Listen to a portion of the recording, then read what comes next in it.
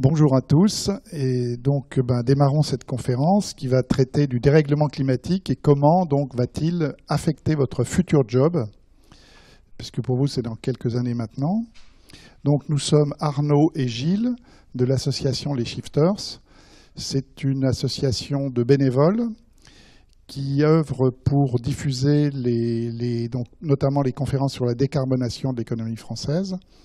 Elle prend appui sur les travaux d'une deuxième association qui s'appelle le Shift Project, dont vous avez peut-être entendu parler au travers de son président, qui s'appelle Jean-Marc Jancovici, qui, elle, donc, va œuvrer sur la décarbonation de l'économie française, sur l'épuisement des ressources et sur, naturellement, la traduction des...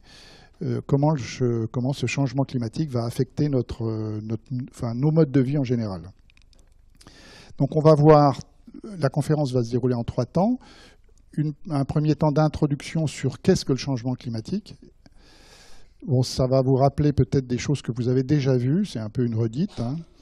Ensuite, on verra naturellement ses conséquences et aussi l'impact que ces conséquences peuvent avoir sur l'entreprise au sens global du terme, au travers d'exemples d'entreprises qui vont appliquer des politiques climatiques et d'autres qui n'en appliqueront pas.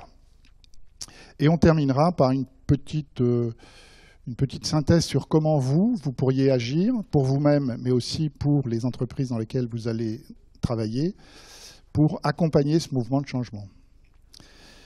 Donc déjà, posons le contexte qui est donc le contexte de l'entreprise. Donc là, on retrouve l'entreprise dans son environnement. On va trouver autour de l'entreprise, elle produit donc des produits ou services qu'elle va vendre à des consommateurs. Elle a des investisseurs qui vont la financer pour notamment son innovation. Elle est implantée sur un territoire et puis elle est soumise aux lois du pays dans lequel elle travaille. C'est le cas de, naturellement, des États. Et donc dans cet environnement, maintenant, une nouvelle variable est apparue, c'est le changement climatique. Ce changement climatique, comment va-t-il agir? Alors déjà, peut-être pour traiter de cette question, on va un petit point de vocabulaire pour bien différencier météo et climat. La météo, c'est le temps qu'il fait tous les jours et celui qui fait dans la semaine qui vient. Le climat, c'est une moyenne sur une très longue période de température, de conditions, d'humidité. Et ce climat peut être ponctué d'événements extrêmes, comme des inondations, des sécheresses ou autres. Et il se caractérise par le développement d'une biodiversité et d'un mode de vie associé à ce climat. Pour prendre exemple, sur notre territoire en France, on a 4 climats principaux. Le climat méditerranéen, que vous connaissez bien, puisque c'est le nôtre aujourd'hui. Vous avez le climat océanique, celui qui va couvrir toute la zone qui va de la Manche jusqu'à Hendaye et donc l'Atlantique. On trouve le climat montagnard qui couvre par exemple tous les Alpes, les Vosges et puis une partie du Massif central. Et vous avez en dernier lieu le continental, essentiellement sur la partie est. Chacun de ces climats ont des caractéristiques qui ont développé, et on le voit bien d'ailleurs, c'est la raison pour laquelle la France est un pays très touristique, parce que ça a développé des biodiversités, des paysages, des modes de vie, des modes de s'habiller, des manières de s'habiller, de la gastronomie, différentes selon les régions dans lesquelles on va se placer. Donc maintenant qu'on a fait cette intro, on va voir de quoi est dû ce fameux réchauffement climatique. Il est dû à un phénomène physique qu'on appelle l'effet de serre. Alors qu'est-ce que l'effet de serre? C'est la capacité de notre atmosphère de conserver une partie de la chaleur envoyée par le Soleil. Donc comment ça se passe? Le Soleil envoie de la chaleur, une partie est est réfléchie sur l'atmosphère. La majeure partie arrive sur Terre et est absorbée soit par les océans, soit par les continents. Ensuite, cette chaleur va pouvoir repartir également vers l'atmosphère, mais une partie de cette chaleur va être conservée comme si elle était sous une couette, en quelque sorte, par une fine couche de gaz qu'on appelle les gaz à effet de serre. Le plus célèbre d'entre eux, c'est le CO2, le dioxyde de carbone. On trouve également le méthane, le protoxyde d'azote, et on trouve également la vapeur d'eau. Et c'est donc la conséquence de ce système, c'est que la température moyenne sur Terre est de 14 degrés. Et en conséquence de cela, il y a eu la Terre est donc habitée, est habitable, et l'humanité s'est développée. Nous sommes aujourd'hui 8 milliards d'êtres humains.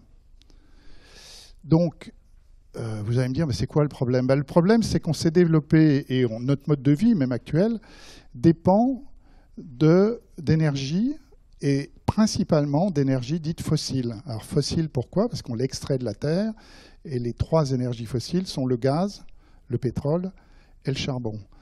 Et le développement de notre civilisation s'est fait à partir de ces énergies fossiles qui ont la particularité d'émettre du CO2 dans l'atmosphère, donc de renforcer cet effet réchauffant à l'intérieur de notre atmosphère. Et est-ce que vous savez quelle est la dérive de température que nous avons donc constatée depuis l'ère pré-industrielle, 1850, jusqu'à maintenant, en degrés? Est-ce que vous en avez une idée?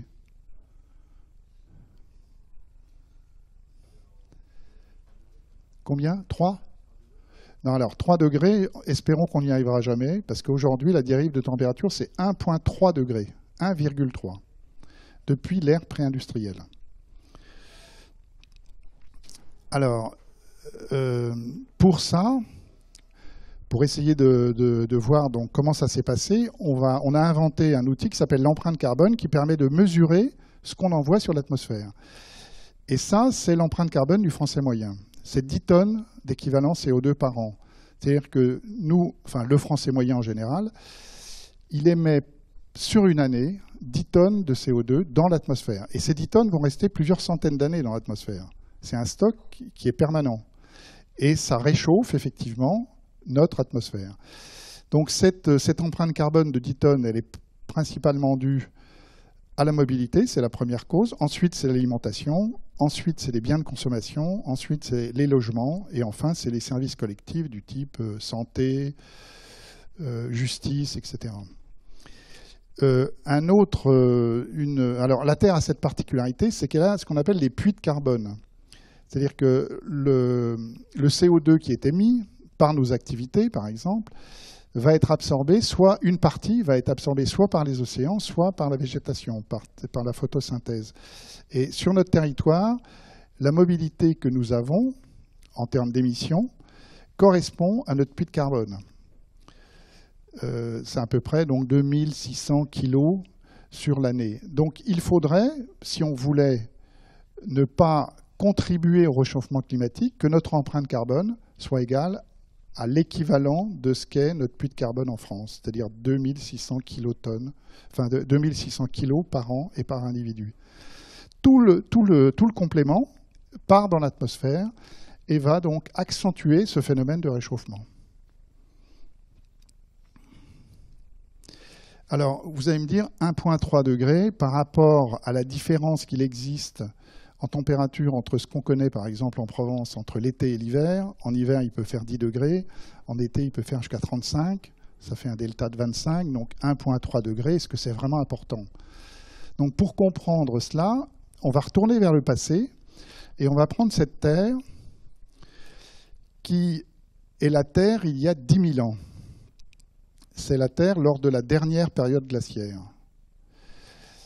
Elle avait une calotte glaciaire très importante de 3 km d'épaisseur, c'est-à-dire un immense glacier qui couvrait donc le pôle Nord, tout le nord de l'Europe, le Canada et une grande partie de l'Asie. Le niveau des mers était à moins 120 mètres par rapport à celui qu'on connaît aujourd'hui et le delta de température entre celui qu'on connaissait en 1850 et cette Terre-là, c'est 5 degrés. Donc si on zoome sur l'Europe, qu'est-ce qu'on était, nous, en Europe? On avait une toundra, c'est-à-dire un sol gelé toute l'année, qui ne permettait pas le développement de l'agriculture.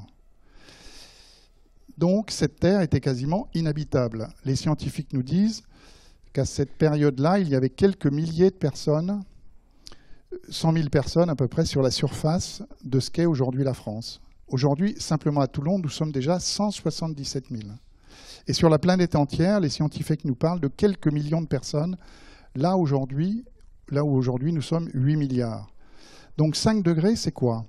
C'est la différence entre une Terre, il y a 10 000 ans, qui était inhabitable, et une Terre habitable, qui est aujourd'hui la nôtre, où nous sommes 8 milliards.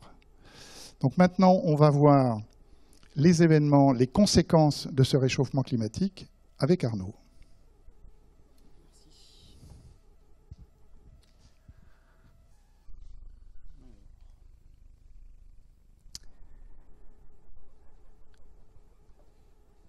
Alors, on voit bien là que, d'après ce qu'on a vu dans les médias là récemment, on voit bien qu'il y a eu des phénomènes extrêmes qui sont de plus en plus fréquents.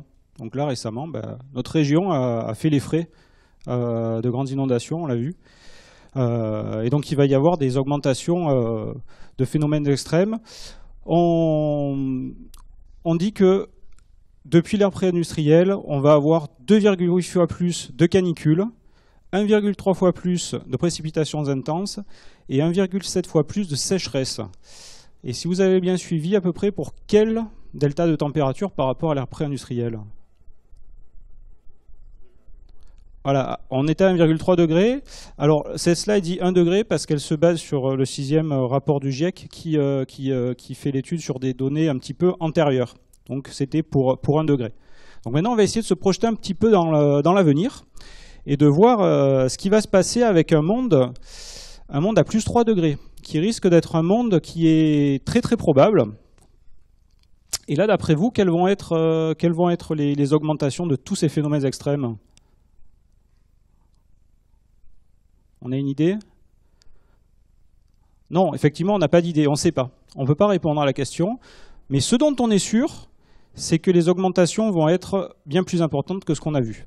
Donc il y a un risque qui est énorme. Et en parlant d'événements extrêmes, je vais me focaliser sur le couple température-humidité. Vous savez que nous, en tant qu'êtres humains, on est des mammifères. Là, je pense que dans votre étude, vous le savez. En tant que mammifères, on sue. Et le processus d'évaporation de notre sueur nous permet de réguler notre température. Ça, je pense que vous l'avez appris à l'école. Et il se trouve que s'il fait trop chaud et qu'en plus il fait trop humide, bien qu'est-ce qui se passe? On arrive à un moment où on est en hyperthermie et ça risque de devenir très dangereux, voire même létal. Donc cette figure en fait représente le monde autour de l'an 2000 et les zones en fait qui sont colorées représentent le nombre de jours létaux pour l'être humain liés au couple température-humidité. Et on voit que, effectivement, on est à plus 0,5, plus 0,7 degrés. Au niveau de la bande entre les deux équateurs, entre les deux tropiques, là, la bande équatoriale, on voit qu'on a des jours qui sont quand même très très dangereux. Les gens ne peuvent pas sortir. Maintenant, toujours cette expérience de pensée, en fait, de se projeter dans l'avenir. Essayons de se projeter à un monde à plus 2,4 plus 3,1 degrés. Donc souvenez-vous, c'est quelque chose qui est quand même très probable pour l'avenir. Et bien là, c'est le drame en fait. On se rend compte que cette bande s'est énormément élargie et on voit qu'il y a des zones qui sont actuellement très densément peuplées. Vous voyez, au Brésil par exemple, en Indonésie, vous voyez qu'on est violet, c'est-à-dire que la quasi-totalité ou la totalité de l'année, vous ne pourrez pas sortir de chez vous, vous serez obligé de rester avec la clim. Il faut savoir que ces zones, les gens sont quand même, dans ces zones-là, les gens sont quand même assez pauvres. Donc qu'est-ce qu'ils vont être obligés de faire selon vous, ces personnes, pour pouvoir tenter de survivre? Migrer, exactement. Donc ces personnes devront migrer. Donc on estime qu'il va y avoir 800 000 personnes, 800 millions, pardon, à chaque fois je me trompe, 800 millions de personnes qui seront obligées de quitter leur territoire, donc 1/10 de la population mondiale dans les années à venir. Donc c'est quelque chose qui est quand même assez impressionnant. Et là, voilà, on dit qu'en France, on va avoir une augmentation qui va être, si vous augmentez entre 2,4 et 3,1 degrés, en France, on va avoir 4 degrés sur l'année, 5 à 6 degrés l'été, parce qu'au plus on est proche des pôles, au plus cette augmentation est importante. D'accord ? Donc là, je vous présente une courbe là, qui montre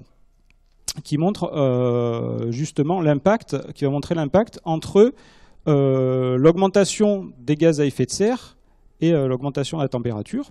Donc vous voyez cette courbe qui représente les émissions anthropiques, donc les émissions liées à l'homme, de CO2 par an, depuis l'ère pré-industrielle jusqu'à nos jours. Donc on voit qu'avec le développement de de l'industrie basée sur le charbon, bon, le bois, le charbon, puis le pétrole, le développement du rail. Entre 1850 et 1950, on a eu une augmentation voilà, qui est assez lente.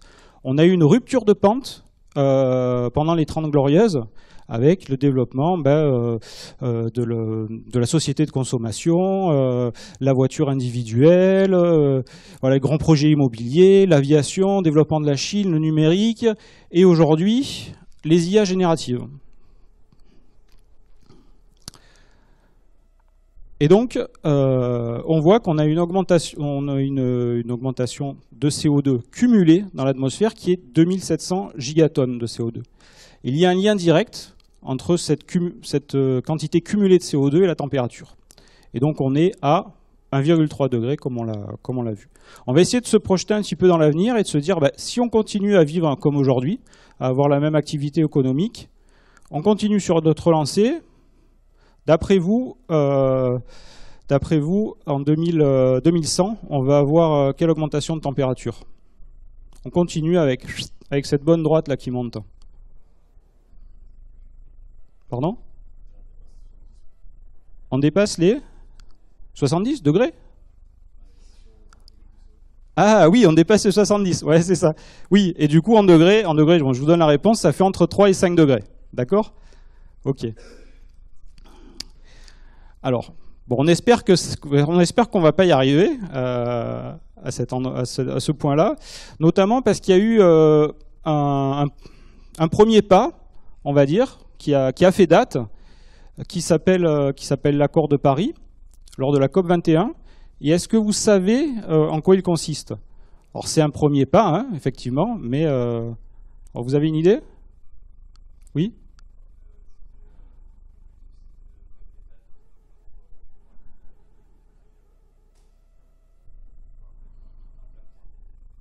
Ok, c'est ça, effectivement, un plafond de degrés. Donc les pays signataires, en fait, s'engagent à avoir des politiques climatiques qui maintiennent l'augmentation de 2 degrés par rapport à l'ère pré-industrielle. Exactement.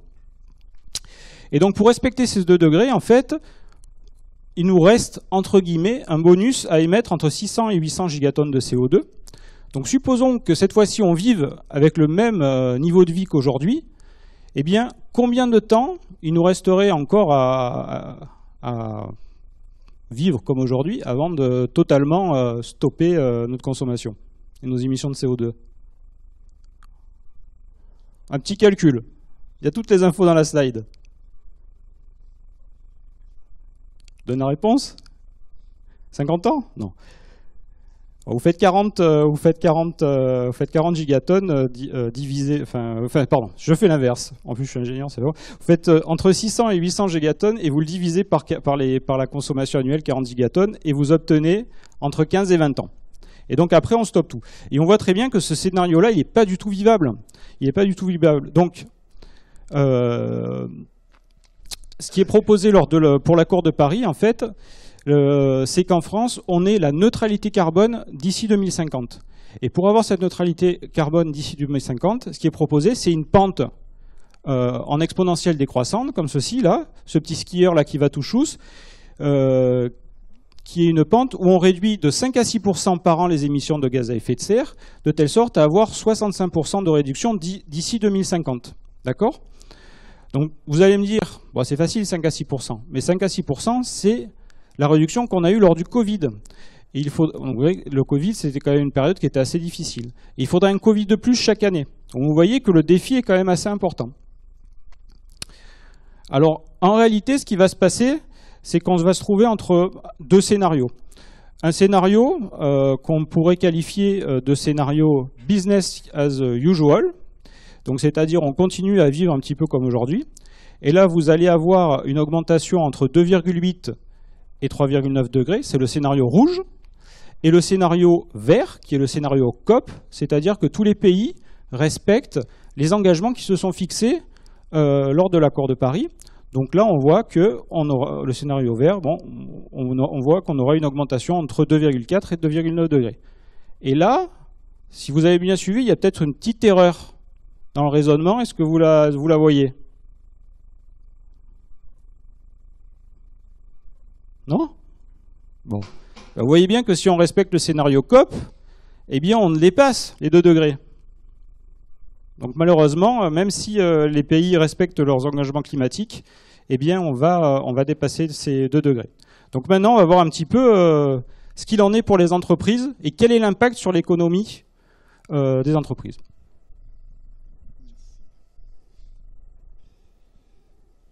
Donc effectivement, le climat change. Et ce qu'on peut constater, c'est que lorsqu'on a une perturbation dans un système, je prends le cas d'un élastique, on tend l'élastique, bon l'élastique se tend, enfin on tire sur l'élastique se tend. Mais si on tire trop, qu'est-ce qui se passe? Il casse, exactement. C'est ce qu'on appelle un effet de seuil. Et l'effet de seuil, il a ce site particulier, c'est qu'il n'y a pas de retour à l'état initial. Et pour prendre un exemple, c'est ce grain de maïs, vous allez le chauffer, vous obtenez du pop-corn, et vous aurez beau faire tout ce que vous voudrez, vous n'arriverez jamais à revenir à l'état initial du pop-corn. Pour les entreprises, on va trouver un peu ce phénomène-là. C'est-à-dire que les risques physiques qui vont peser sur les entreprises vont peut-être, à un moment donné, ils vont s'adapter, mais peut-être qu'un jour, il y aura un effet de seuil. Et pour l'illustrer, on va prendre le cas d'une société californienne qui s'appelait PG&E, Pacific Gas and Electric, dont l'objet était de produire de l'énergie en Californie et de distribuer cette énergie électrique au travers du pays, de l'État. Donc là, on voit son cours d'action dans les années 2000. Et bon, il avoisinait entre 40 et 60 $, ça marchait relativement bien. Et il s'est passé un phénomène en 2017, c'est que la dérive de température a été de plus 1 degré. Et deuxième phénomène, cette entreprise, elle avait une vulnérabilité, c'est que son réseau de distribution qui courait au travers des forêts californiennes générait de temps en temps des étincelles qui provoquaient des incendies. Jusqu'en 2017, les incendies étaient maîtrisés par les pompiers californiens. Mais avec ce plus 1 degré, qu'est-ce qui s'est passé? On a eu des méga-feux. C'est-à-dire des phénomènes qui étaient incontrôlables par les pompiers. Donc la conséquence, ça a été un premier incendie en 2017, un deuxième en 2018, qui celui-là a été catastrophique. Il a détruit une ville, Paradise, et il a tué 88 personnes. Donc un procès s'en est suivi, PG&E a voté, a accepté une amende, a accepté une transaction de plusieurs millions de $. S'il y avait eu procès, ça aurait été plusieurs milliards de $. Et ensuite, ça a été un peu la catastrophe, puisque 2 ans après, on a eu de nouveau un méga-feu, qui celui-là, heureusement, n'a tué personne, mais a détruit 275 000 hectares. Donc la conséquence, c'est quoi? C'est que l'action s'est complètement effondrée, la société a été mise en faillite, bon, elle est repartie un peu après, mais qu'est-ce qu'elle va devenir? Ça, aujourd'hui, personne ne le sait. Donc là, on a un exemple d'effet de seuil sur une société, et en plus, qu'est-ce qui va devenir, qu'est-ce que ce type de société va venir demain? Ça, aujourd'hui, personne n'est capable de le dire. Donc si on prend notre futur, on l'a dit, hein, on a d'une part nos émissions qui continuent à progresser. Si on se projette sur le demain, ce qui peut nous arriver, c'est effectivement cette voiture qui rentre dans un mur. Mais quand même, on a eu quand même quelques bonnes nouvelles. Donc la première des bonnes nouvelles, c'est qu'en 2014, on a eu un accord sur la neutralité carbone et un certain nombre de pays ont pris des engagements. Je vais vous les donner, je ne les connais pas par cœur. Pour la Finlande, elle s'est engagée à avoir une neutralité en 2035. En 2045, ça serait l'Islande, l'Autriche, la Suède et l'Allemagne. En 2050, c'est le reste de l'Europe, dont la France. D'où ce que vous disiez tout à l'heure, Arnaud. On va chercher à avoir des politiques climatiques en France et en Europe pour avoir cette neutralité carbone en 2050. Il y avait les USA, mais ils en sont sortis aujourd'hui. Et pour 2070, ce serait la Chine, l'Inde et la Russie. Bon, il faut savoir que Chine, Inde, Russie, USA sont les 4 plus gros mondiaux émetteurs de gaz à effet de serre. Et pour autant, est-ce qu'on sait comment vont réagir les sociétés humaines par rapport à ces contraintes? Est-ce qu'on saura freiner, comme le montre ce petit dessin qui freine juste avant le mur? Pour cela, on va reprendre notre environnement et on va se dire, là, on a déjà eu sur les territoires un effet de seuil à plus 1 degré. Mais ce qui peut très bien se passer, c'est qu'on ait un effet de seuil, par exemple, pour l'état dans lequel on se situe et qui prennent des directives qui soient très contraignantes sur les sociétés. Je vais prendre l'exemple de la société, des sociétés automobiles, de fabricants, donc les constructeurs automobiles. En Europe, les voitures thermiques vont être interdites à la vente à compter de 2035. Donc, c'est-à-dire que les constructeurs automobiles, on leur a dit, c'est une politique climatique qu'il va falloir appliquer, et ils ont fait donc un virage vers l'électrique. On peut se poser la même question vis-à-vis des investisseurs. À quel moment les investisseurs vont se dire, est-ce que je continue à mettre de l'argent dans cette entreprise-là? Est-ce qu'elle ne va pas, elle, avoir un effet de seuil qui va la faire disparaître? Donc, on voit que, et pour les consommateurs, c'est la même logique. Est-ce que les consommateurs vont continuer à nous acheter les produits et services que l'on émet, sachant que on a une dérive climatique? Donc par rapport à ça, on va prendre, pour expliquer un peu cette mécanique qui est devant nous, on va prendre un exemple du passé, là aussi, au travers de Kodak, qui est très connu dans les écoles de commerce. Alors Kodak, vous ne l'avez pas connu, c'était une entreprise qui fabriquait des pellicules de photos à l'époque de l'argentique. Alors l'argentique, c'était un processus pour prendre des photos à partir d'un effet photosensible sur une pellicule. On déclenchait et donc la pellicule était impressionnée, ça c'était le premier step. Deuxième step, c'était on transformait cette pellicule en négatif, ça c'était le développement. Et enfin, il y avait le tirage papier, on obtenait une photographie sur papier à partir du négatif. Bon, maintenant, tout ça a disparu. Pourquoi? Parce qu'il y a eu l'introduction donc des photos numériques qui a complètement changé le process. Et les dirigeants de Kodak n'y ont pas cru, comme certains aujourd'hui ne croient pas au changement climatique. Et qu'est-ce qui s'est passé? Eh bien, le numérique a pris le pas et Kodak a disparu. Voilà. Aujourd'hui, la boîte existe encore, mais en fait, leur modèle économique, ils le cherchent encore. Donc, on peut appliquer ce type de changement à toutes nos entreprises. Et pour cela, on va reprendre la courbe des émissions anthropiques que vous a présentée Arnaud.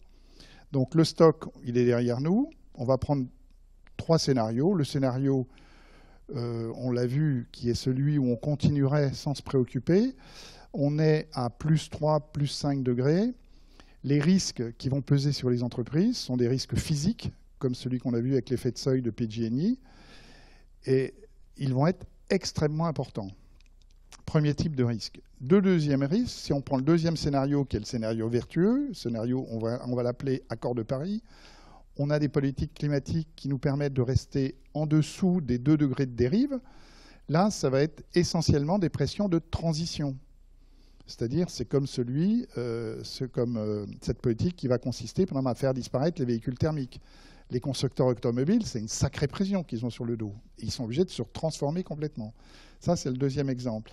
Bon, ce qui risque d'arriver, dans les faits, c'est un scénario du type intermédiaire, soit les engagements de l'accord de Paris, soit une voie médiane. Nous aurons des contraintes de transition, mais beaucoup, essentiellement, des contraintes physiques qui seront dues à ces événements extrêmes dont on vous a parlé en termes de conséquences. Et d'autant plus qu'avec cette situation, à ces risques climatiques s'ajoutent d'autres risques qui sont des risques non climatiques. Alors, je vais vous en donner quelques exemples également, qu'on connaît particulièrement dans l'actualité, comme, par exemple, tout ce qui est inégalité sociale. C'est un phénomène qui s'amplifie au niveau mondial. Le risque de fragilité des écosystèmes, qui sont également provoqués par le dérèglement, mais qui peuvent avoir d'autres causes. Les pollutions diverses, notamment à base de plastique, qui a comme conséquence la chute de la biodiversité.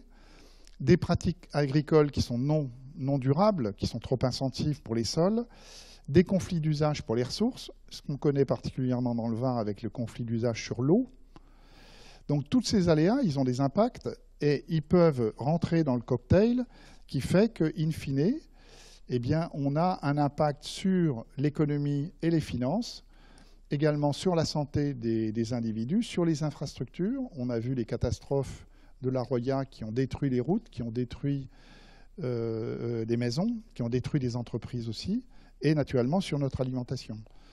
Donc on voit qu'au risque physique des événements extrêmes, on a également les risques de transition qui vont peser sur les entreprises, plus ces risques complémentaires, on l'a vu, et puis qui auront des impacts sur l'économie.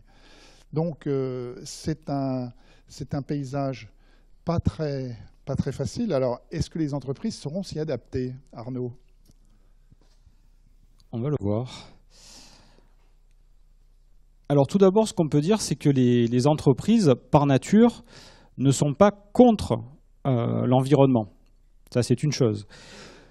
Par contre, les entreprises, elles cherchent à maximiser leur croissance. Et elles cherchent à maximiser leur croissance autour d'un secteur d'activité. Qu'il soit par exemple l'automobile, l'agriculture, la grande distribution.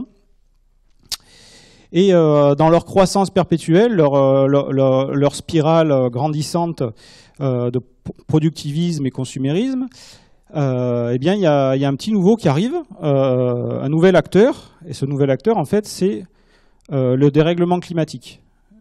Ce dérèglement climatique, comme vous l'a dit Gilles, va imposer des pressions. Et donc, on ne sait pas ce qui va se passer demain. Il y a certaines entreprises qui pourront se réadapter, qui pourront se réinventer. Par contre, il y en a d'autres dont le cœur de métier, finalement, par exemple, les énergies fossiles, par exemple l'automobile, eh bien, ne pourront pas transitionner. Et d'après vous, quel va être le réflexe de ce genre d'entreprise pour tenter de verdir leur image ? On en parle souvent dans les médias. On fait du greenwashing. Vous connaissez le terme? Ah, vous connaissez pas? D'accord. Alors le greenwashing, voilà, on fait de la pub pour montrer qu'on est vert, alors qu'en fait on est à moitié vert. Voilà, c'est l'idée. D'accord? Alors on va essayer de décrypter un petit peu toute la communication des entreprises autour justement de leur politique climatique. Et on va les décrypter à l'aune de trois critères. Un, est-ce que les mesures qui sont mises en place par les entreprises ont un effet immédiat? Est-ce que ces mesures sont globales? C'est-à-dire, est-ce que l'entreprise réduit son empreinte carbone aussi vis-à-vis de tous ses intrants et de l'usage qu'elle en a de ses produits? D'accord? Donc ça, c'est la globalité. Donc les intrants, c'est en gros tout ce que l'entreprise achète, par exemple. Hein, d'accord?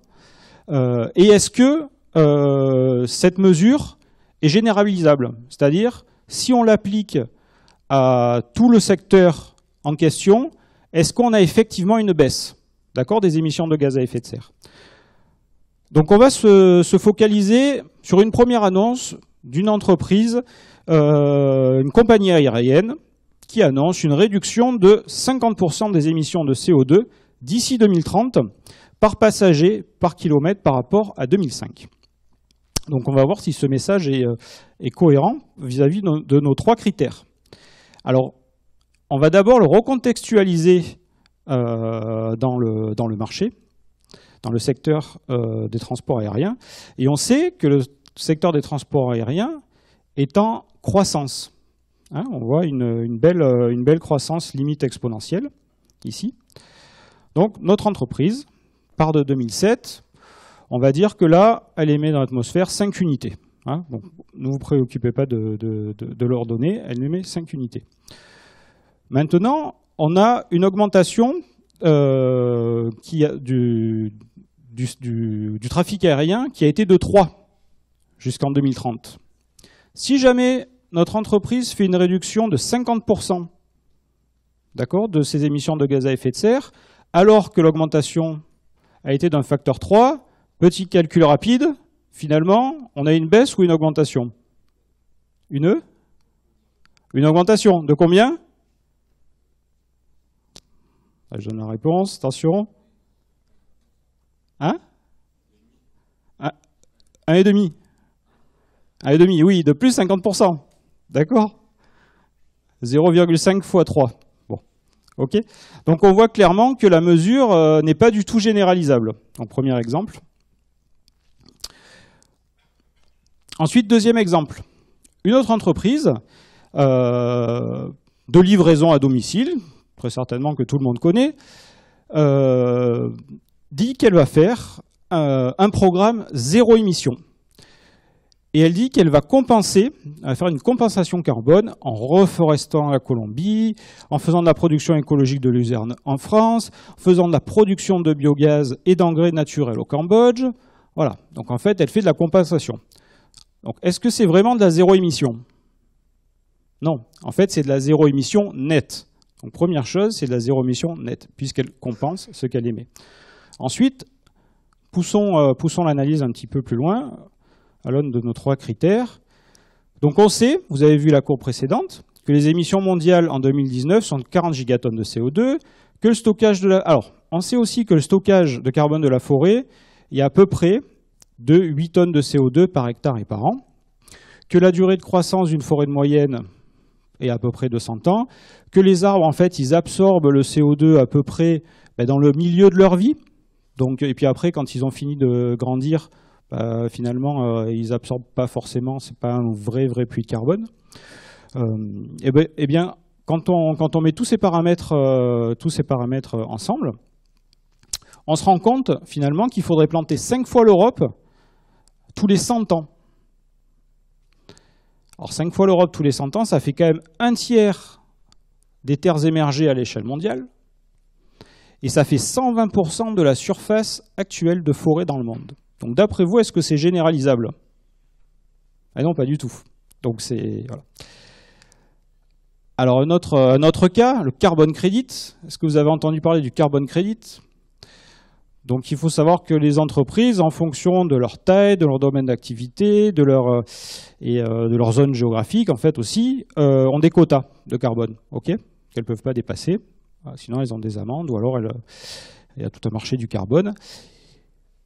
Et elles vont essayer. Et par contre, elles peuvent décoter leurs émissions de gaz à effet de serre si elles financent des projets, soit de séquestration carbone, typiquement plantation d'arbres, soit des projets où on dit, bon ben en fait, le projet que j'ai financé, il a permis de ne pas émettre dans l'atmosphère tant de gigatonnes de CO2. Par exemple, un champ éolien, des barrages, etc. Il se trouve que la plupart du temps, ces projets sont dans des pays pauvres, des pays en voie de développement, parce que c'est pour des questions de coûts. D'après vous, qu'est-ce que vous pensez de cette démarche? C'est bien, mais éthiquement, quelque part, c'est un peu moyen, d'autant plus qu'il peut y avoir quelques déviances. D'accord ? Bon, on va voir que le tableau n'est pas totalement noir, et on va voir avec Gilles finalement qu'il y a des entreprises qui arrivent à prendre le virage de la décarbonation et qui mettent vraiment les moyens.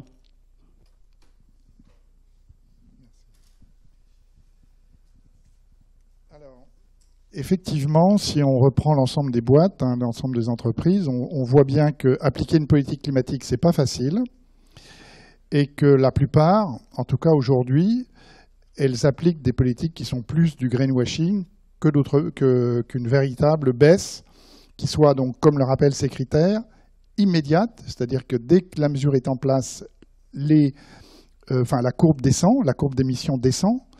Deuxième critère, c'est le fait que cette politique doit pouvoir être appliquée à l'ensemble du secteur dans lequel l'entreprise se trouve et fait bien baisser en valeur absolue l'ensemble des intrants, c'est-à-dire toutes les matières premières qui arrivent dans l'entreprise doivent être décarbonées, et tous les produits et services qui sont produits par l'entreprise doivent être également décarbonés dans leur usage. Ça, c'est ce qu'on appelle prendre l'ensemble des activités de l'entreprise. Ce n'est pas uniquement ses activités propres. Et puis, dès que vous verrez dans les politiques climatiques qui vont être exprimées par les entreprises que vous allez rencontrer, le mot de neutralité ou de compensation, vous allez devoir vous méfier parce qu'en général, c'est faire à d'autres ce que nous ne sommes pas capables de, ce que nous refusons de faire en fait, parce que c'est bien ça le problème. Quand on va planter des arbres, par exemple en Thaïlande, on fait faire à ce pays des choses que nous ne sommes pas capables de faire, et c'est profondément non éthique. Mais pour autant, Il y a des entreprises qui effectivement y arrivent, et je vais prendre cet exemple. Alors avant de donner l'exemple, on va repartir sur notre cycle pour dire qu'est-ce qui va se passer de toute façon, parce qu'on y est condamné à cette transformation. On part d'une économie de départ qui est une économie basée sur le carbone. C'est le cycle qui est en train de se passer, pardon. Ensuite, on a la variable climatique qui arrive, avec ce réchauffement constaté. Donc là, on se met à décarboner nos activités. Et in fine, qu'est-ce qu'on obtient? Eh bien, un marché de départ qui se transforme et qui devient une économie non carbonée. Donc on voit que c'est on pourrait appeler ça une destruction créatrice, et on voit que la décarbonation, ça va faire émerger de nouveaux marchés. Et donc pour l'illustrer, alors ce n'est pas tout à fait un premier exemple, c'est repartir également du cycle que vous a présenté Arnaud tout à l'heure. On parle du cycle actuel qui est basé donc sur essentiellement le consumérisme et le productivisme qui forment une boucle, puisque chaque entreprise va rechercher quoi? La seule variable, c'est la croissance de l'entreprise, parce que c'est ce qui tire après les investisseurs qui veulent mettre de l'argent dedans. On a notre nouvelle variable qui arrive avec le dérèglement climatique, le changement climatique. Et donc, qu'est-ce qu'on va obtenir après décarbonation? Eh bien, des processus décarbonés, tout en restant dans son cœur de métier, avec deux caractéristiques en plus, qui est la sobriété et l'efficacité. La sobriété, c'est faire autant avec moins d'énergie, et l'efficacité, c'est faire plus avec autant d'énergie. Donc si on applique ce cas, donc cet exemple, à ce qu'on doit faire au niveau français, donc on repart de notre empreinte carbone, qui est donc ici, on a repris donc sur l'empreinte carbone du français moyen de 10 tonnes. On a notre courbe qui doit arriver à la neutralité carbone en 2050. Et pour cela, le Shift Project a fait donc une réflexion globale sur l'ensemble des domaines de l'économie française, une quinzaine de domaines, et a permis de décrire quel serait le processus de transformation de l'ensemble de ces secteurs pour qu'on ait d'une part une information faite à ces différents secteurs et pour que les changements donc proposés soient mieux acceptés parce qu'ils ont été expliqués auparavant. Et l'objectif de cela, c'est de vivre en 2050 dans une société où le bien-être de chacun serait maintenu. Donc, on peut donner quelques exemples de ce qui a été proposé. Par exemple, dans l'industrie, c'est d'utiliser du ciment bas carbone. En termes de combustible, utiliser de la biomasse. Faire un très fort effort sur le recyclage des matériaux pour que ça devienne des intrants non carbonés. Au niveau de la mobilité, c'est plutôt se doter de véhicules électriques, mais économiques et très peu puissantes, avec une vitesse limitée sur autoroute et puis la quasi-suppression des véhicules, des vols long courriers. Les vols moyen courriers interdits s'il existe un train à moins de 4h30 de durée. Au niveau de l'alimentation, c'est de réduire tous les produits d'origine animale, notamment les ruminants. C'est de renouveler le modèle agricole pour qu'il soit moins productiviste et de rémunérer mieux les agriculteurs. Et au niveau logement, c'est rénover de manière importante toutes les passoires thermiques et de faire migrer toutes les chaudières du gaz pétrole vers les pompes à chaleur. Et enfin, sur le tourisme, qui est un élément important dans le Var, c'est de l'adapter au rail afin que tous les touristes puissent y venir sans utiliser leur voiture. Eh bien, appliquer une telle transformation, ça reviendrait à refaire ce qu'on a déjà vu tout à l'heure. On repart sur le marché de départ, qu'on connaît, c'est celui d'aujourd'hui. On y applique la variable climatique avec son changement de modification et notamment la décarbonation. Et on obtient un marché de départ qui est complètement transformé puisqu'il est devenu non carboné. Donc ce cycle de transformation, on va l'illustrer avec un exemple, l'exemple d'une entreprise de cosmétiques qui s'était fixée il y a déjà plusieurs années, en 2013, il y a plus de 10 ans, elle s'était fixé un objectif de diminuer de 80% ses émissions par rapport à 2005.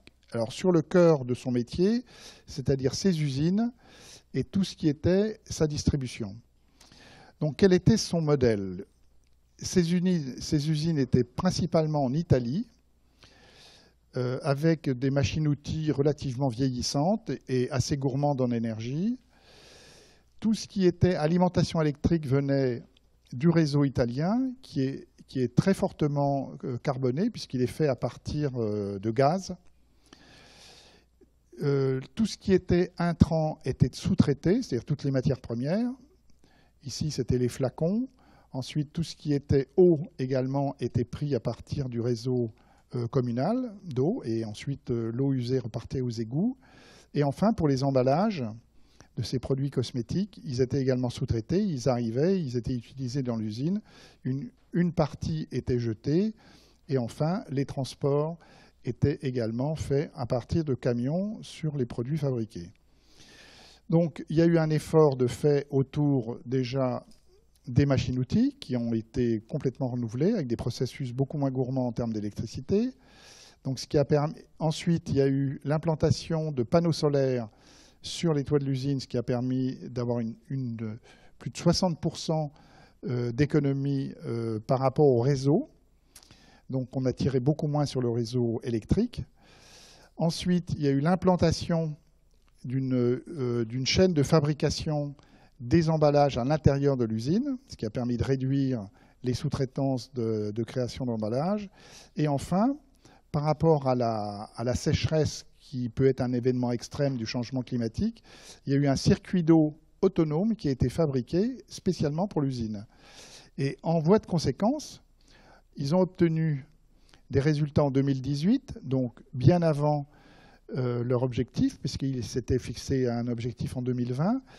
Ils sont arrivés à 77% d'émissions par rapport à 2005, et en plus, donc bien au-dessus de ce qu'ils s'étaient fixé, hein, et ils ont accru le volume de production de 38%. Donc ils ont parfaitement réussi leur opération de décarbonation de la partie usine et de la partie centrale de distribution. Pour autant,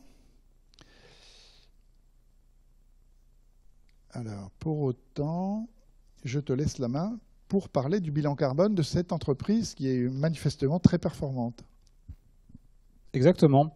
Donc c'est ce qu'on voit. Cette entreprise, d'ailleurs, elle a décidé d'aller plus loin en fait dans ses actions. Et elle a décidé de faire, donc elle a fait son bilan carbone pour réduire ses émissions de gaz à effet de serre. Donc elle a fait son bilan carbone. Alors est-ce que vous connaissez le bilan carbone dans les entreprises ?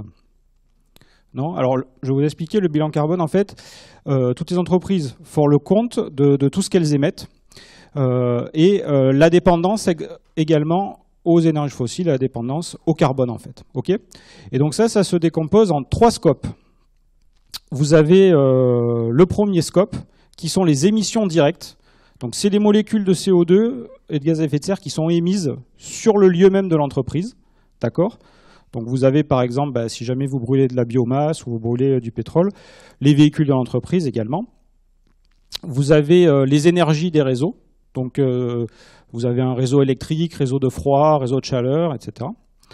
Et donc ça c'est le scope 2, excusez-moi. Le scope 2, ce sont les énergies des réseaux. Donc le scope 1 plus le scope 2, en fait, c'est relatif à l'activité de l'entreprise. D'accord ?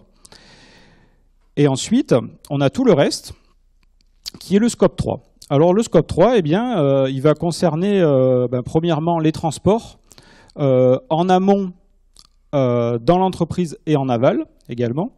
On va avoir aussi tous les intrants de l'entreprise, donc les produits utilisés par l'entreprise, et tout ce qui est en aval, donc l'utilisation des produits dans l'entreprise. C'est l'usage des produits, donc c'est-à-dire que les entreprises, elles doivent faire aussi attention que leurs produits qu'elles font, en fait, il ait un impact carbone très faible. D'accord ? Donc on voit très bien que l'activité de scope 1, scope 2, donc l'activité de l'entreprise, c'est assez simple, ça se calcule.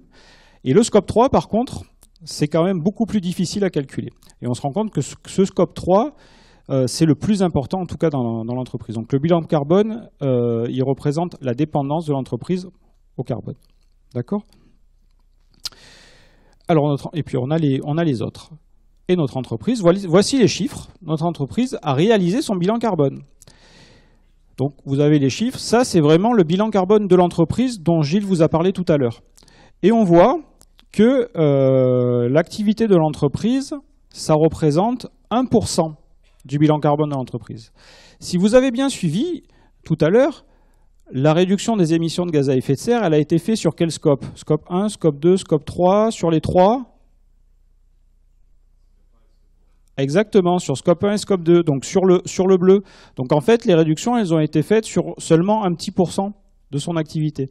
Donc on voit très bien que le défi pour l'entreprise est très grand et d'ailleurs elle va devoir réduire son bilan carbone ici de 25%, donc elle s'est engagée cette fois-ci sur la totalité de son bilan carbone. Et elle devra réitérer ça les 10 prochaines années. Et on voit bien que cette entreprise aura un défi très important à relever. Alors une entreprise, on peut la voir par ses flux, comme un système qui, en entrée, prend des matières, de l'énergie, du travail humain, et produit des déchets. Et il faut voir que les gaz à effet de serre, en fait, sont juste un déchet parmi d'autres. D'accord ? Et pour se décarboner, notre entreprise, via ce schéma, on voit très bien qu'elle a deux solutions. Soit elle décarbone ses flux, donc en fait, elle optimise son processus, son process, soit elle réduit ses flux. D'accord ? Donc il y a deux solutions. Hein ? Si vous voulez maigrir, soit vous faites plus de sport, soit vous mangez moins. D'accord ? Bon, c'est un peu ça. Enfin, je me rance pas trop, vous êtes en STAPS. Donc imaginez que l'entreprise décarbone ses flux en divisant par 2, réduit ses flux en divisant par 2. Eh bien, on a une division par 4, donc une baisse de 75%. Et on estime que pour avoir une neutralité carbone d'ici 2050, il faut une baisse de plus de 90%. Donc on voit l'ampleur de la tâche, en fait, pour les entreprises. Alors heureusement, au niveau européen, il y a des directives qui sont en train d'être mises en place de manière assez timide, avec un pas en avant, un pas en arrière. Mais en tout cas, les pas sont là. Et ces deux directives, en fait, que l'on appelle la CSRD et la CS3D, vont permettre de limiter l'impact des entreprises, à la fois sur le côté social, donc sur les effectifs de l'entreprise, les travailleurs de la chaîne de valeur, donc tout le côté social, et de limiter les impacts aussi sur le côté environnemental. D'accord ? Grâce à ces deux directives, vous pouvez aller voir sur Internet voilà, en quoi ça consiste. Mais en gros, par exemple, la CSRD, eh bien, on a du reporting. Les entreprises ont du reporting à faire pour dire en fait ce qu'elles font. Et clairement, dans la CSRD rentre, d'après vous, quel genre de reporting que l'on vient de voir tout à l'heure? Oui, c'est ça, le bilan carbone. Hein, voilà, le bilan carbone, tout à fait. Alors l'économie, historiquement, est une économie linéaire, si vous voulez. On a l'extraction des matériaux, la fabrication de composants, l'assemblage des produits, le commerce. Là, on a une création de valeur. Et ensuite, voilà, les gens, une fois qu'ils ont utilisé les produits, eh bien, ils les jettent. Et là, on voit que si les entreprises vont tenter de réduire leur flux, eh bien, il va falloir essayer d'avoir un usage optimal du produit, essayer de le faire vivre le plus longtemps possible. Hein, d'accord ? Donc, de telle sorte à conserver de la valeur au produit en faisant de la maintenance, de la réparation ou du partage.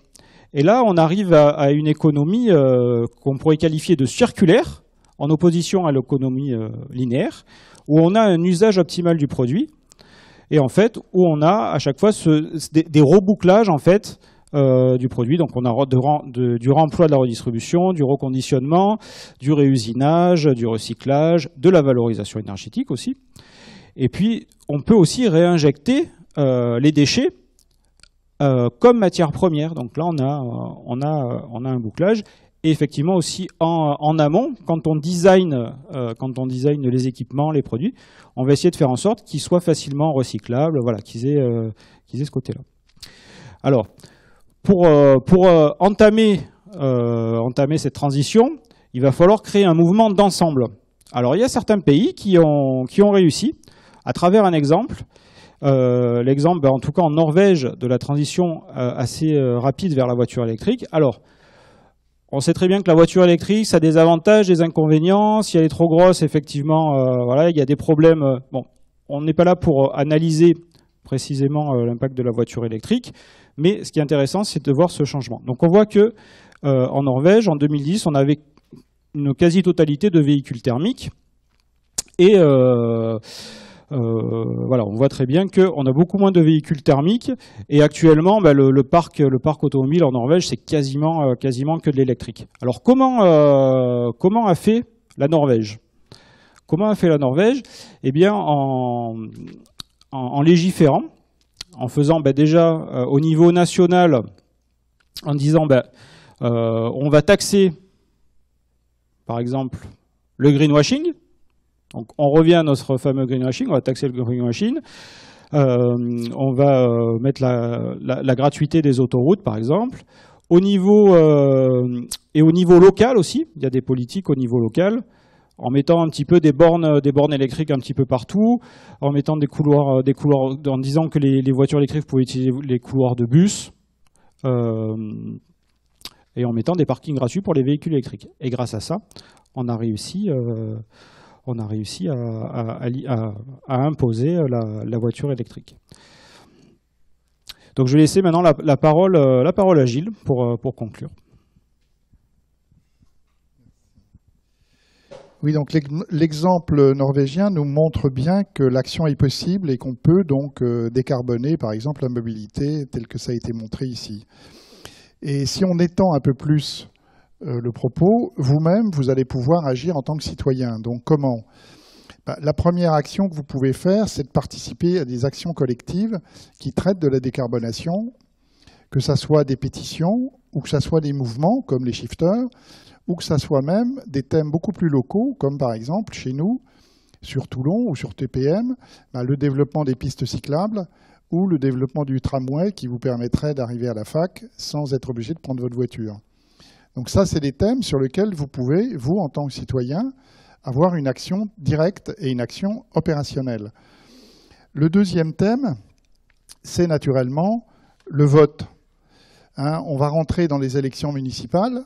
Vous pouvez là aussi choisir des programmes qui portent en eux un désir de décarbonation, de transport en commun au niveau de la mobilité, qui vont permettre, par exemple, de réformer également le modèle agricole productiviste. Donc ça, c'est le deuxième élément que vous avez en votre pouvoir. Et le troisième élément, c'est votre carte bleue, puisque vous êtes un consommateur. Donc si vous optez, vous, pour des produits non carbonés ou moins carbonés que les autres, vous allez orienter l'industrie, qu'elle soit alimentaire ou qu'elle soit sur les biens d'équipement, puisque l'entreprise a pour objet de répondre aux besoins des clients. Donc en montrant, vous, que vous choisissez des produits moins carbonés, l'industrie va automatiquement aller vers ce type de production pour répondre à la demande des clients. Donc, sachez que le Shift Project avait fait en 2022 une analyse des programmes pour les candidats à l'élection présidentielle. Le Shift Project refait cette année un appel à financement pour une étude qui sera pas cette fois-ci l'étude des programmes, mais ils vont anticiper. Le Shift Project va faire des propositions qui seront pour l'ensemble des partis, et les partis pourront les prendre s'ils le souhaitent, qui iront vers la décarbonation de l'économie française. Et cet appel à financement est encore en cours.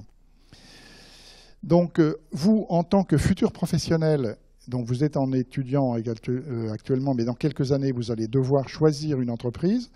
Vous allez éventuellement faire des stages. Les shifters mettent en ligne un site qui s'appelle Shift Your Job, où vous allez pouvoir trouver des informations pour trouver des stages ou des entreprises non carbonées. Vous avez également un deuxième site qui s'appelle, alors je m'en souviens jamais, qui s'appelle Pour un réveil écologique et qui vous permet de préparer les entretiens d'embauche autour du thème de la décarbonation. Vous avez également l'ADEME qui produit un guide anti-greenwashing qui vous donne comme ça quelques clés de décryptage. Et vous avez également Alumni for the Planet, qui est une association où vous avez des témoignages d'ingénieurs ou de décideurs ou de salariés qui, dans les entreprises, ont réussi à proposer des politiques climatiques pour faire baisser l'empreinte carbone des boîtes. Donc c'est tout à fait des exemples intéressants à regarder. Une deuxième type d'action que vous pouvez faire, c'est vous informer. Et pour ça, vous êtes tout à fait bienvenus chez les shifters. Nous avons un programme de formation interne qui vous permettra d'avoir des éléments complémentaires à ce qu'on vous a dit aujourd'hui, puisque les enquêtes qui ont été faites, là c'était une enquête qui était faite auprès d'ingénieurs en poste, une enquête faite d'ailleurs par l'association Alumni pour le Planète, qui montrait que 78% des ingénieurs qui étaient maintenant salariés considéraient qu'ils n'avaient pas eu suffisamment de sensibilisation pendant leurs études. Et là-dessus, vous allez naturellement pouvoir trouver sur les shifts, sur le site des shifters, tous les documents qui sont en ligne pour, par exemple, bien voler en 2050 ou pour la décarbonation de la mobilité. Vous allez aussi... alors, la meilleure chose, c'est effectivement se former à l'intérieur de sa propre structure, comme vous êtes aujourd'hui à la faculté.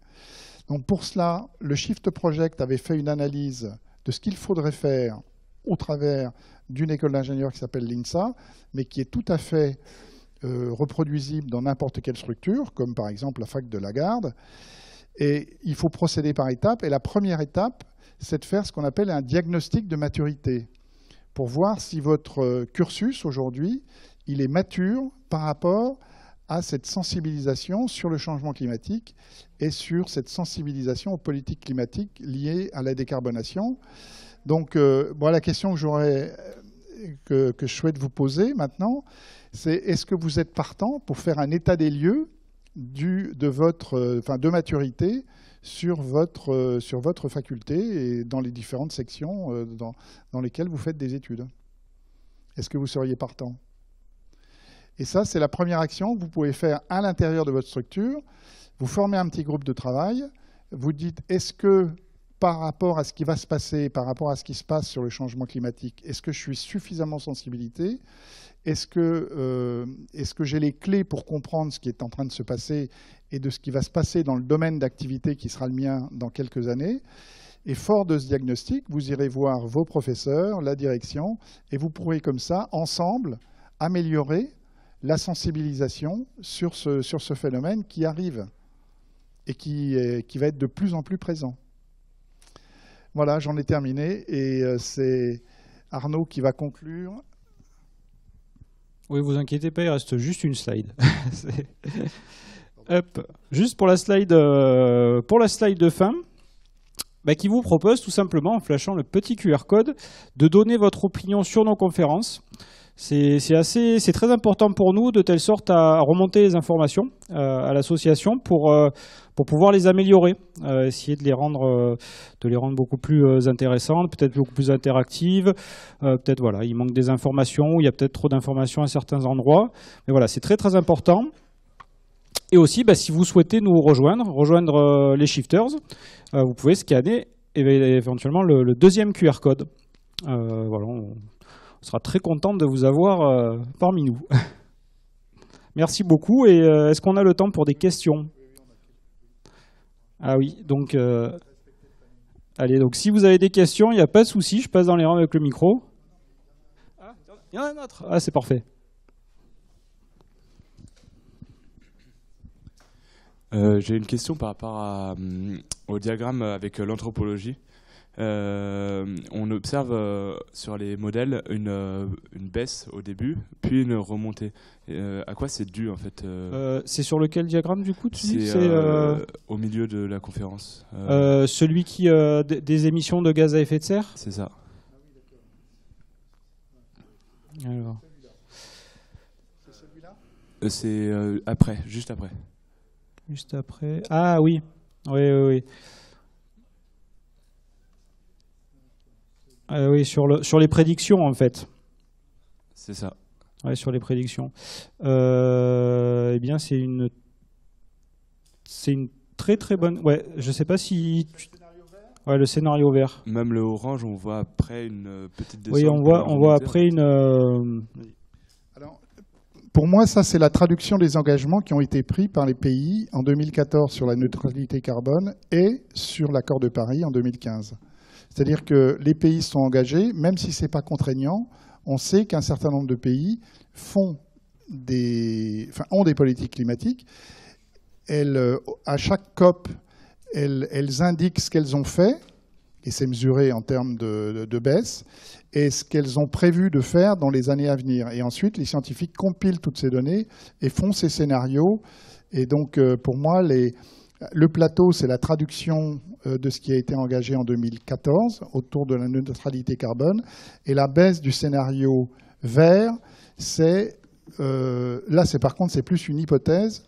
C'est le cas où l'ensemble des pays appliqueraient ce qu'ils avaient annoncé en 2015. C'était ça l'idée. Mais ça reste encore là des hypothèses. Oui, je ne sais pas si ça répond à ta question. Totalement. Totalement, super. Est-ce qu'il y a d'autres questions ?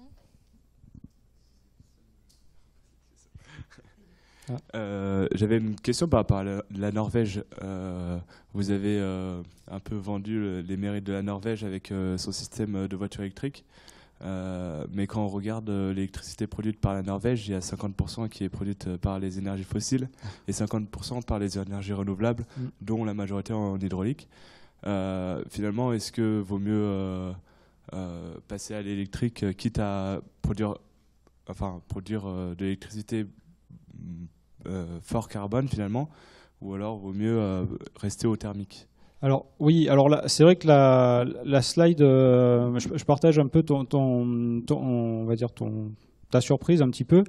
En fait, la slide, c'est surtout pour illustrer un mouvement d'ensemble et de démontrer en fait comment un pays a réussi à, via des mesures, notamment de politique fiscale par exemple, a réussi à créer justement un mouvement d'ensemble pour transiter vers un nouveau modèle.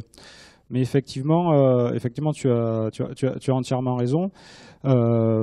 Si tu produis de l'énergie, si tu produis de l'électricité à partir d'énergie fossile pour la mettre dans ta voiture, que tu fais le rendement global, finalement, voilà, c'est pas bon. Sachant que la Norvège a beaucoup de barrages et beaucoup d'énergie fossile. Si on considère le mix énergétique français, donc principalement nucléaire, etc. Donc si on considère le mix énergétique français, tu peux aller voir, tu peux aller essayer de calculer en fonction du type de véhicule par rapport à un véhicule thermique.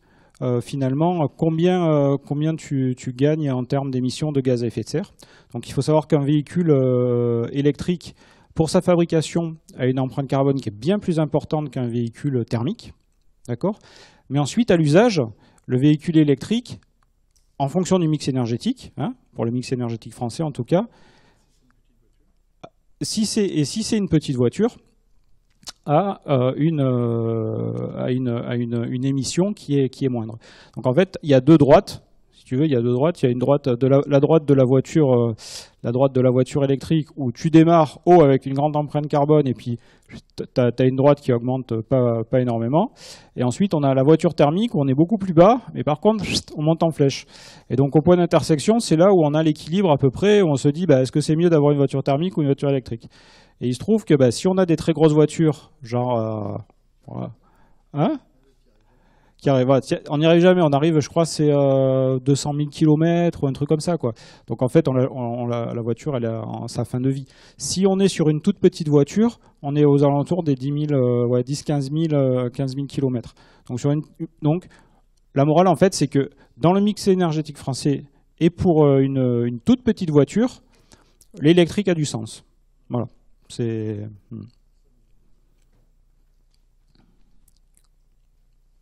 Est-ce qu'il y a d'autres questions, peut-être, d'autres camarades là? Non? Qu'est-ce que ça, vous finalement, qu'est-ce que ça vous inspire pour l'avenir? Est-ce que c'est plutôt quelque chose de négatif, positif, mitigé? Il y a de l'espoir, il y a... Non? Ouais.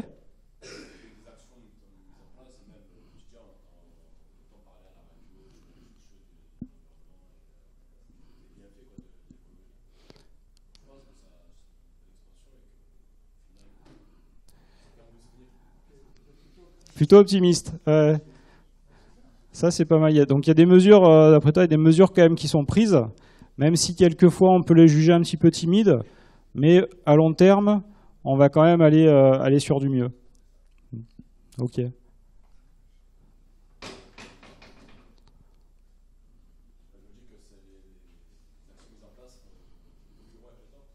Aussi, et je ne sais pas si tu as vu la slide aussi de Gilles là, qui présentait les pressions, en fait, les pressions externes.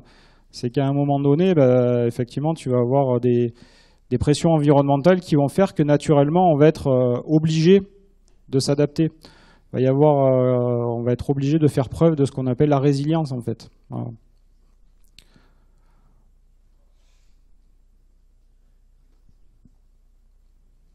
Que vous avez compris un peu cette notion de un petit peu d'arbitrage entre efficacité et réduction. C'est-à-dire qu'on a deux manières d'y arriver, mais qui sont complémentaires. C'est-à-dire faire preuve d'efficacité, améliorer les process et surtout réduire en fait. C'est-à-dire que malheureusement, il y a beaucoup de personnes qui pensent que seulement en améliorant l'efficacité des voitures, en ayant des voitures beaucoup plus performantes, voilà, qu'elles émettent beaucoup moins de CO2, qu'elles consomment beaucoup moins d'énergie, et bien finalement on va y arriver. Mais on se rend compte quand on fait les calculs, bien qu'en fait ça suffit pas, et que malheureusement il va falloir réduire les flux. Donc on a ces deux éléments là. Effectivement, pour aller dans votre sens là, si on prend la mobilité par les voitures individuelles, aujourd'hui, je crois que le parc de voitures en France est de 40 millions de véhicules.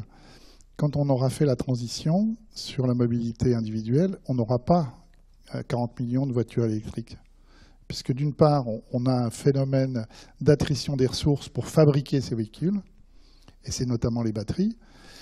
Et le deuxième phénomène, c'est effectivement la puissance électrique qu'il faut pour alimenter cet ensemble-là.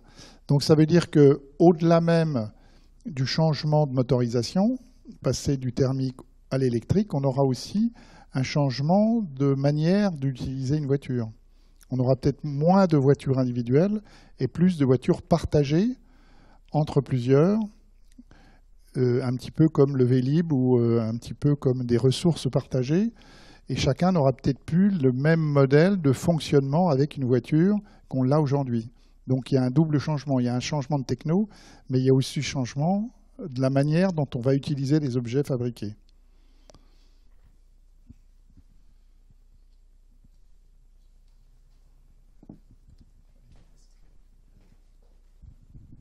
Donc j'aime beaucoup votre présentation. Vous ne parlez pas vraiment des transports en commun. Est-ce qu'aujourd'hui vous avez une vision?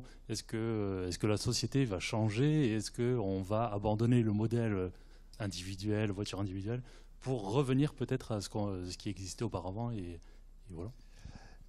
En tout cas, sur la mobilité, c'est une voie de transition qui est fondamentale, qui est absolument fondamentale. C'est sûr que le modèle de l'individu tel qu'on l'a connu entre les années 50 et on va dire maintenant, c'est la fin. automatiquement, ça va changer. Et par exemple, si on prend le tourisme, sur le tourisme, la décarbonation du tourisme passe beaucoup par la décarbonation de la manière dont les touristes se déplacent. Ça veut dire que si on prend par exemple l'avion, pour les Européens, ben, l'idée c'est de faire du tourisme en Europe et on y va en train. Donc ça veut dire un développement du train. Bon, c'est déjà le cas, mais il faut encore plus le développer. Et c'est développer l'accès aux sites touristiques où tout le monde a la volonté d'aller voir parce que c'est très beau, et ce qui est tout à fait normal, accès par le train. Donc il y a un double mouvement là. Et si on prend effectivement, alors ça veut dire par voie de conséquence, et ça Jean Covici l'avait une fois dit dans une interview, ça veut dire que les vols long courriers, qu'aujourd'hui on peut constater les prix, c'est des prix qui sont très très bas, automatiquement c'est cette politique de vente des places sur les vols non courriers très peu chers, ben c'est pareil, pour moi c'est les dernières années, c'est pas possible que ça continue comme ça, c'est absolument impossible.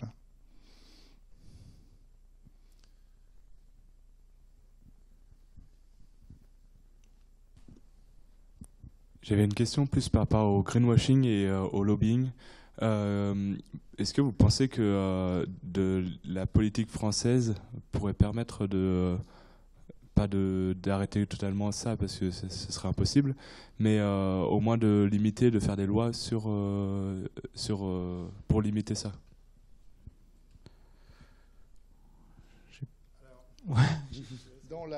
Dans la Convention citoyenne pour le climat, je ne sais pas si vous vous souvenez, là, il y avait eu des mesures qui avaient été proposées pour interdire les publicités du type greenwashing et du type véhicule thermique, etc., SUV, etc. Mais pour autant, le lobby des constructeurs n'a pas permis effectivement que ça soit mis en œuvre aujourd'hui. Donc il y a toujours le rapport de force entre ceux qui veulent effectivement décarboner et puis ceux qui ont des industries à faire tourner et des salariés et puis peut-être des clients qui demandent aussi des voitures puissantes. Donc il y a toujours un rapport de force entre les deux. Le fait que ça n'ait pas été fait ces dernières années ne veut pas dire que ça ne sera pas fait dans le futur. Et c'est bien ça que quand on parle que chacun a une possibilité d'action, on a toujours notre bulletin de vote et notre carte bleue, et il faut toujours l'utiliser, ça. C'est les droits. En plus, on est dans une démocratie libérale. C'est très précieux également. Et on a la possibilité de voter, on a la possibilité de s'engager dans un mouvement citoyen, on a la possibilité de choisir son futur, même si on n'est pas certain qu'il adviendra. Mais pour autant, cette capacité d'engagement, on l'a tous. Et maintenant, il faut choisir d'y aller ou pas. Et ça appartient à chacun. Ben, merci beaucoup.